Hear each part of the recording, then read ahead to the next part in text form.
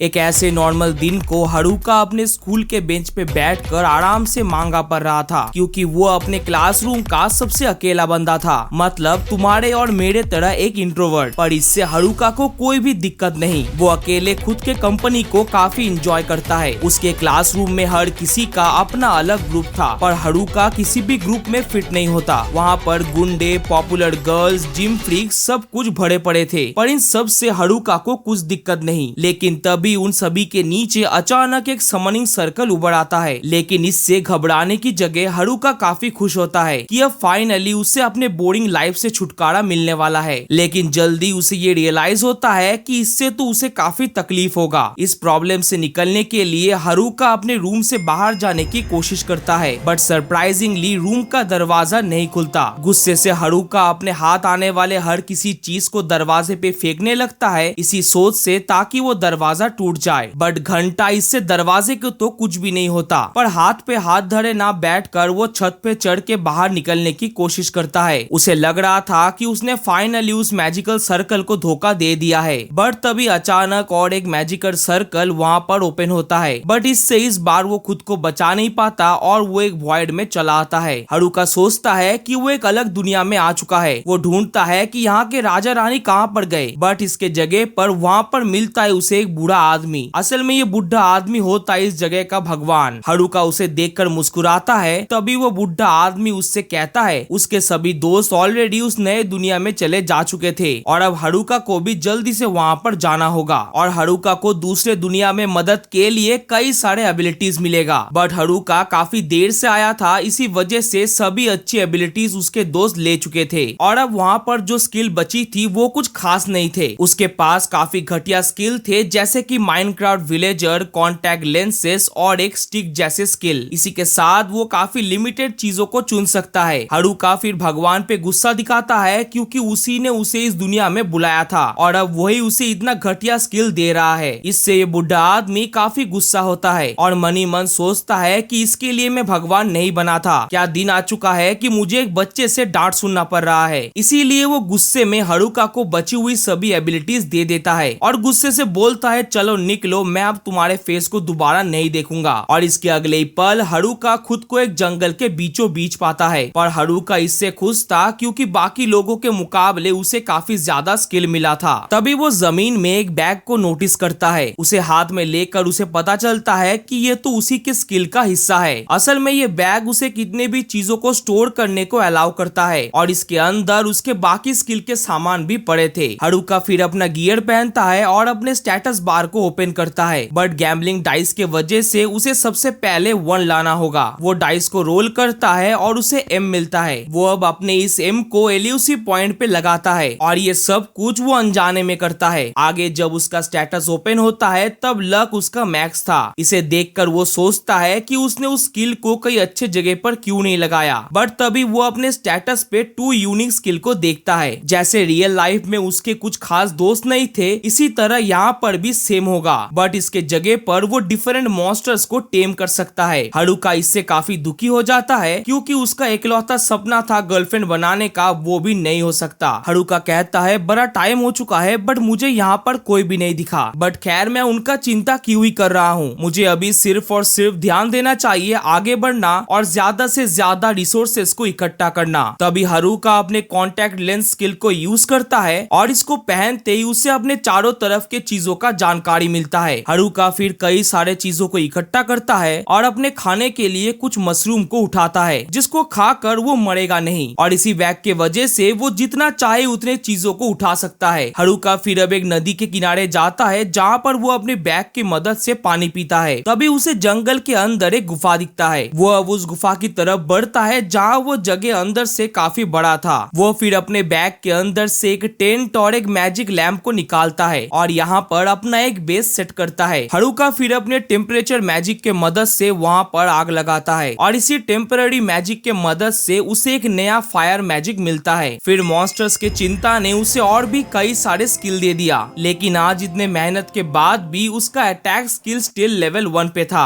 अगले सुबह हारुका हड़बड़ी में उठता है। वो टेंट से बाहर आता है और शांति से सांस लेता है, क्योंकि रात को उस पे किसी भी मॉन्स्टर ने अटैक नहीं किया था और उसका पूरा क्रेडिट जाता है उसकी इसी एंटी मॉन्स्टर स्किल पे। इसके बाद हारुका खाना पकाता है उन्हीं मशरूम का। उसके बैग में खाना बनाने का सभी चीजें था और ये भी उसके स्किल के अंदर आता है। लेकिन अब हारुका को अपने आगे के रास्ते के बारे में सोचना होगा, बट फिलहाल के लिए वो अपने सभी कामों को इस गुफा के अंदर रह के ऑपरेट करेगा। हारुका अब सोचने के लिए बाहर आता है क्योंकि उसे इस वर्ल्ड में रहने के लिए खाना और अच्छा रिसोर्सेस चाहिए, और इससे भी ज्यादा इम्पोर्टेंट उसे उन मॉन्स्टर्स से बचने का कोई तरीका चाहिए। बट शुक्रिया उसके कॉन्टैक्ट लेंस एबिलिटी का, इसके वजह से उसे खाने की कोई दिक्कत नहीं और कई सारे मशरूम और हर्ब्स उसे मिल जाता है। बट स्टिल उन मॉन्स्टर्स से बचने का उसके पास अभी भी कोई सोल्यूशन नहीं। तभी अचानक हारुका का डिटेक्टिव सेंस काम करता है और उसे पास ही में कुछ एहसास होता है, इसीलिए उसकी तरफ बढ़ता है देखने के लिए कि वहाँ पर चल क्या रहा है। पर जैसे ही उसे ये पता चलता है कि ये शोर तो गॉब्लिन्स के वजह से हो रहा है, तो वो डर जाता है। हारुका सोचता है क्या वो अकेले इन दोनों को हरा पाएगा, क्योंकि इन दोनों के स्टैट्स फिलहाल उससे काफी ज्यादा थे, या फिर मुझे यहाँ से भागना चाहिए। लेकिन इस जगह पर अगर मुझे जिंदा रहना है तो मुझे कभी ना कभी इन गॉब्लिन से तो भिड़ना पड़ेगा, और जब मेरे पास सरप्राइज अटैक का मौका है तो मुझे इसका इस्तेमाल करना चाहिए। तभी वो अपने बैग से एक स्टिक निकालता है और एक पल के लिए सोचता है क्या इससे वो इन गॉब्लिन्स को हरा पाएगा। इसीलिए वो अपने स्किल को यूज कर स्टिक को मैजिक से कवर करता है और अपना हिम्मत जुटाकर गॉब्लिन पे अटैक कर देता है। इससे उस गॉब्लिन का हालत काफी खराब हो चुका था, बट हारुका यहाँ पर रुकता नहीं। वो एक के बाद एक कई सारे अटैक उस गॉब्लिन पे करता है जब तक कि न वो गॉब्लिन मर ना जाए। पर तभी पीछे से दूसरा गॉब्लिन उस पे अटैक करता है, बट इससे हारुका इजीली बच जाता है। अपने पहले लड़ाई के बाद हारुका को अपने ऊपर काफी कॉन्फिडेंस लगता है। वो उस गॉब्लिन के हर एक अटैक को इजीली डॉज करने लगता है और एंड में अपने न्यू स्किल मैजिक बीम के मदद से उस गॉब्लिन को भी मार देता है। हारुका कहता है कि आज के लिए बहुत हुआ, इसीलिए वो घर चला आता है और खाना खाता है और अपने स्टैट्स को दोबारा से चेक करता है। हारुका के खुशी का ठिकाना नहीं था क्योंकि वो लेवल 2 का हो चुका था। इसी के साथ उसके बाकी सभी स्किल्स 2 गुना अपग्रेड हो चुके थे। लेकिन इसके अगले दिन हारुका जब खाना खा रहा था तब उसे कुछ भी अच्छा नहीं लगता,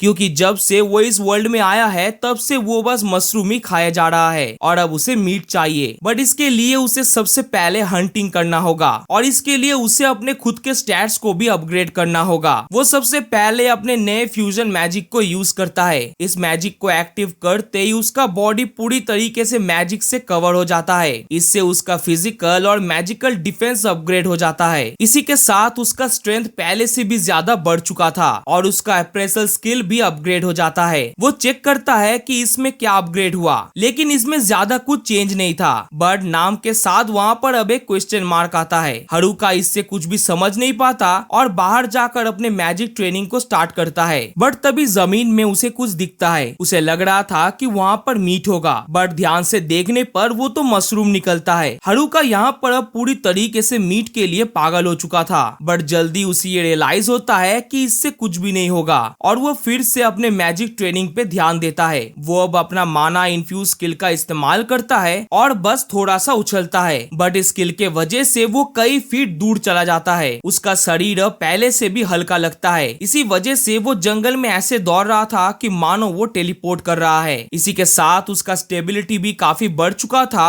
और वो अपने अटैक्स को लेकर काफी एक्यूरेट होता है। अपने इन्हीं एबिलिटीज को टेस्ट करने के लिए वो दोबारा गॉब्लिन को ही चुनता है, बट इस बार वो सिर्फ अपने एक ही हिट में सभी को गिरा देता है। अब हारुका अपने इसी नए पावर के वजह से काफी कॉन्फिडेंस पाता है, इसीलिए वो और भी गॉब्लिन्स को मारने का फैसला करता है। लेकिन जब वो 3 गॉब्लिन के एक टीम को देखता है तब वो एक पल के लिए डर जाता है और चुपचाप पीछे हट जाता है। वो अब दोबारा अपने गुफा में चला आता है क्योंकि आज के लिए बहुत हो चुका था। इसी तरह काफी दिन बीत जाता है जहाँ पर वो दिन में गॉब्लिन्स को मारता और रात में ट्रेनिंग करता, और अब इसके बदौलत वो एक ही हिट में गॉब्लिन को मार सकता है और अपना एक टेबल बनाता है। इसके बाद वो अपनी गुफा के लिए गेट बनाता है और फाइनली वो शिकार करने के लिए जाता है, जहाँ पर वो एक रैबिट का पीछा करता है और जब वो उसे पकड़ लेता है तब उसे दूर से किसी के आने का आवाज आता है। उसे लगता है कि ये वही गॉब्लिन्स होंगे, बट जब वो देखता है तो वो तो उसी के क्लास के वही गुंडे थे। वो गुंडे अब हारुका की तरफ आ रहे थे,